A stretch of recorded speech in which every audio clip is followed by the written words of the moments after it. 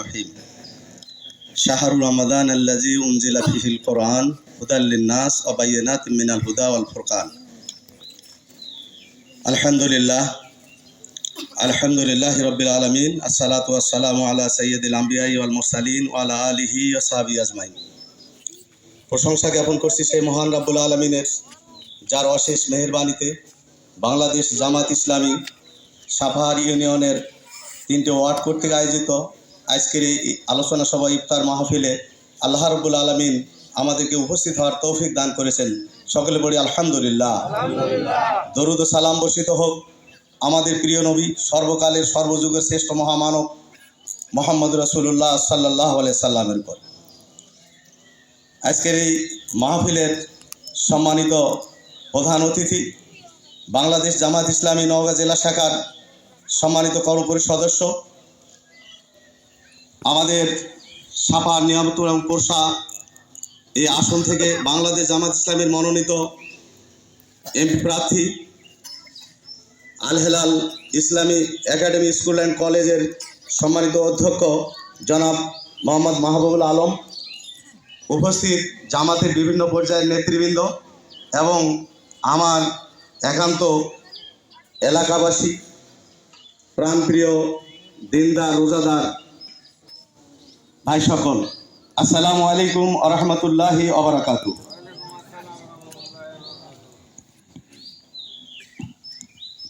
আমরা যে এখানে সমবেত হয়েছি নিঃসন্দেহে একটি উদ্দেশ্য আছে, কি বলেন? বিনা উদ্দেশ্যে তো আমরা এখানে আসি নাই। উদ্দেশ্য হলো কি, জামাত ইসলামের পক্ষ থেকে একটি আলোচনা সভা ইফতার মাহফিলের আয়োজন করা হয়েছে। এখানে আপনারা আলোচনা শোনার জন্য এসেছেন, কি বলেন? আল্লাহ রাব্বুল আলামিন আমাদেরকে সৃষ্টি করেছেন, বিনা উদ্দেশ্যে কি সৃষ্টি করেছেন? আল্লাহ রাব্বুল আলামিন আমাদেরকে সৃষ্টি করেছেন।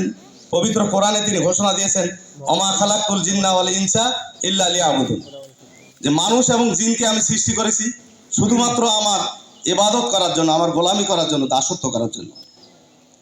অনুরূপ আমাদের এই সুন্দর পৃথিবীতে আল্লাহ রাব্বুল আলামিন জিন জাতির পরে যে মানব জাতিকে পাঠালেন, এই মানব জাতি পাঠানোর উদ্দেশ্য কি ছিল? আল্লাহ ফেরেশতাদের সাথে পরামর্শটা করেছিলেন, ইন্নী জাইলুন ফিল আরদি খালিফা, নিশ্চয়ই আমি এই পৃথিবীতে আমার প্রতিনিধি বা খলিফা আমি প্রেরণ করি। তাহলে আমরা হলাম আল্লাহ রাব্বুল আলামিনের খলিফা, আমরা আদম সন্তান, আমরা হলাম আল্লাহর খলিফা, প্রতিনিধি। আমাদের দায়িত্ব হলো খেলাফতকে প্রতিষ্ঠা করা। আল্লাহ রাব্বুল আলামিনের এই খেলাফতকে নবী রাসূলগণ প্রতিষ্ঠা করেছেন। যুগে যুগে নবী রাসূলগণ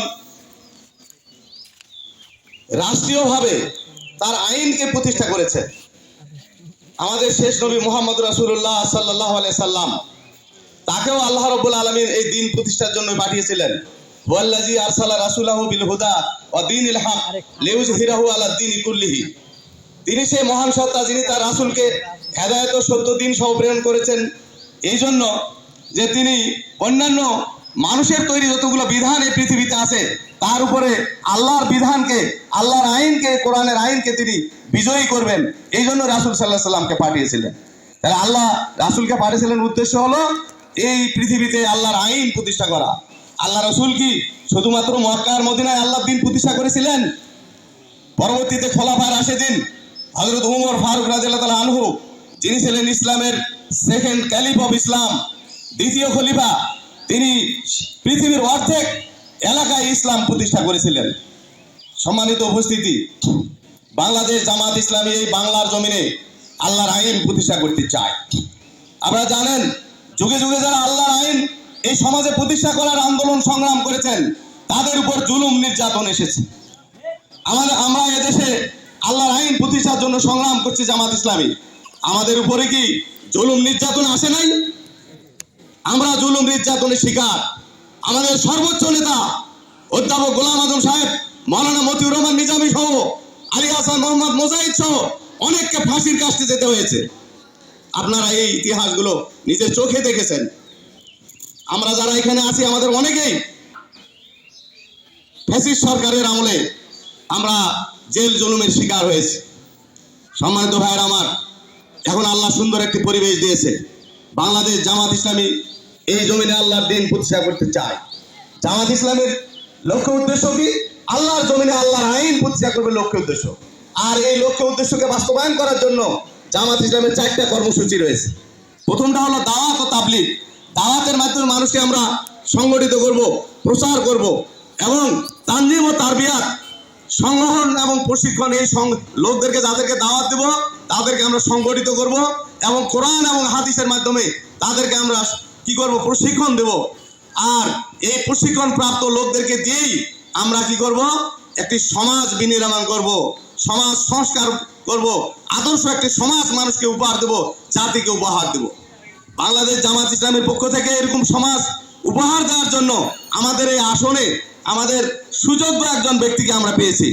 আমাদের মাহবুব ভাইকে আপনারা তো অনেকেই চেনেন, কি বলেন, চেনেন না? ইনি আল হেলাল ইসলামী একাডেমির প্রিন্সিপাল। এই আল হেলাল ইসলামী একাডেমি একটি আদর্শ প্রতিষ্ঠান সাপাহারের বুকে, যে প্রতিষ্ঠান থেকে গত বছরও 4-5 জন মেডিকেলে চান্স পেয়েছে কলেজের ছাত্র। আমার ভাইয়ের 2 জন মেয়ে মেডিকেলে লেখাপড়া করে, ওনার 2 ছেলে 2 মেয়ে, 2 ছেলে ইঞ্জিনিয়ারিং পড়ে। এরকম অসংখ্য ছেলে ওই প্রতিষ্ঠান থেকে আদর্শ ইসলামী শিক্ষায় শিক্ষিত হয়ে, জেনারেল এবং ইসলামিক শিক্ষায় শিক্ষিত হয়ে তারা দেশের বিভিন্ন স্বনামধন্য প্রতিষ্ঠানগুলোতে বিচরণ করতেছে।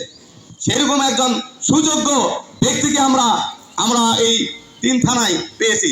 এরকম সুযোগ্য ব্যক্তি আমরা ইতিপূর্বে পাই নাই। উনি মাদ্রাসা লাইনেও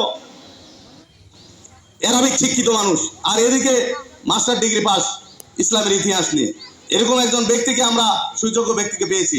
আল্লাহ যেন আমাদের সকলকে তৌফিক দান করেন যে আগামীতে যখন নির্বাচন আসবে আমরা যেন আমার এই ভাইটিকে নিয়ে ময়দানে ঝাঁপিয়ে পড়তে পারি এবং আমরা বিজয় ছিনিয়ে এনে এদেশে কোরআন সুন্নাহর আইনকে বাস্তবায়নের আমরা জন্য সংসদে পাঠাতে পারি, এই আশাবাদ ব্যক্ত রেখে আমার আলোচনা শেষ করলাম। ওয়া আখিরু দাওয়ানা আলহামদুলিল্লাহি রাব্বিল আলামিন।